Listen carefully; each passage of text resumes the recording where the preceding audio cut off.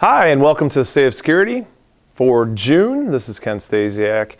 Last month, we talked about the technology industry, high tech, some of the challenges they're facing. Today, we're going to go through manufacturing, talk about some of the challenges, kind of where we see the industry moving, and some solutions that they could start to address in 2015 and 16.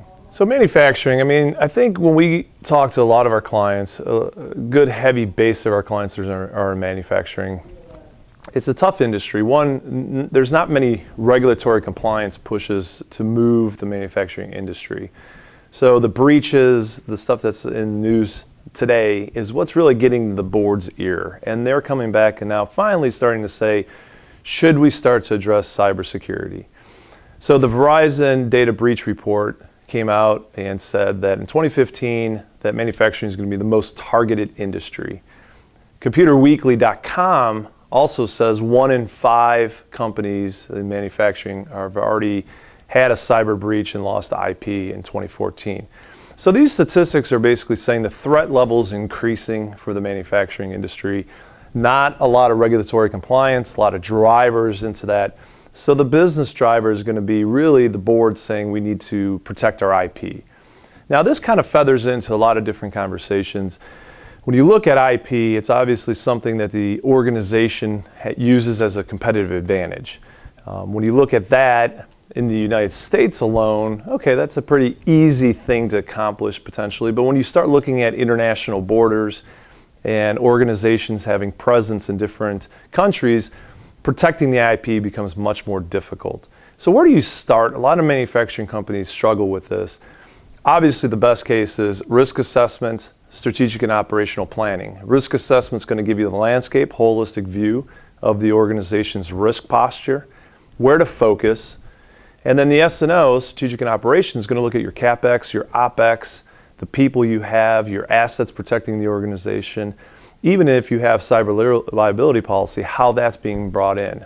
And if you have those together, you can develop a 3 to 5 year roadmap for manufacturing, which is really what the board wants to know. How much money should we spend? What are our biggest risks? Not vulnerabilities, but risks. If you don't have that budget, you can't get that movement from the board.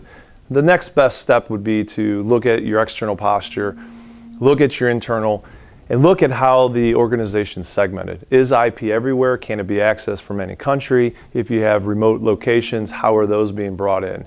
So that's, in essence, where manufacturing should start. The threat is obviously increasing, so we have to make sure that we reduce the opportunity for attackers to get in and steal IP data. So manufacturing, as we talked about, has some challenges. The threat's increasing vulnerabilities. We also, with the geopolitical landscape, if you are going to vote for Donald Trump, he's real big on this nearshoring and reshoring. So the reshoring is bringing jobs back to the United States, where traditionally manufacturing is moved to Mexico, China, etc. Reshoring is taking your operations to where you distribute your product, and that's another trend that we're seeing in manufacturing. Instead of producing it and then shipping it, why not produce it where it's going to be? We see GM doing this in China, where they're producing plants on GM and producing cars in China to sell directly to China. So we're starting to see trends in the nearshoring and reshoring. Geopolitical landscape is going to push that even further over the next couple of years. When that happens, and if that happens, which we believe it will, the IP and protecting the IP is going to be even more critical. In some degrees easier, because we're obviously bringing it back to the United States. In some degree a little bit more difficult due to the fact that we need to get our U.S. operations base established today, so that when we start to bring in more operational support, the foundation's already there. So a lot of companies have been saying, hey, we need physical security as well. So if you can't do the risk assessment, S&O, looking at your vulnerabilities, physical security comes in. Why? Well, protecting the supply chain is critical. So for producing products, we want to make sure that it can't be tampered with. Obviously, if you have any FDA requirements in there, that's a huge requirement for protecting the lines, but also making sure that there's no disruption. Obviously, disruption causes dollar loss. People getting into the facilities obviously wreaks havoc. We have a company now that we're dealing with that have over 80 locations in a variety of different countries scattered throughout the world, and they want to address physical security. And because of that, we're putting together a governance program to really facilitate bringing all the physical security controls in place for the manufacturing industry. So in conclusion here, manufacturing's got a lot of threats, some vulnerabilities that we need to identify, really go back to the board, as we've talked about. Having board level conversations is something that Secure State's had over the last 6 to 8 months to articulate the risk and really develop a 3 to 5 year roadmap for the manufacturing industry. Knowing that obviously cash is king, that we have to look at not only what are we protecting from an IP perspective, but are we spending the resources correctly? Do we have the right amount of resources in there to really mitigate the risks that we're finding?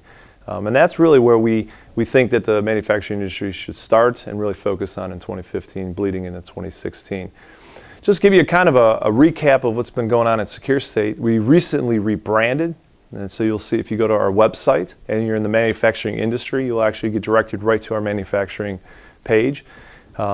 If you're in other industries, you'll get directed there. You'll see the challenges that we just talked about listed there, as well as if you click on those solutions to those challenges, and then services that we provide to solve those solutions. So we believe that it's a much easier interface, more intuitive, and also directs hyper right to the market that we're trying to serve. So hopefully you find that valuable. This has been The State of Security. I'm Ken Stasiak. I'll see you next month.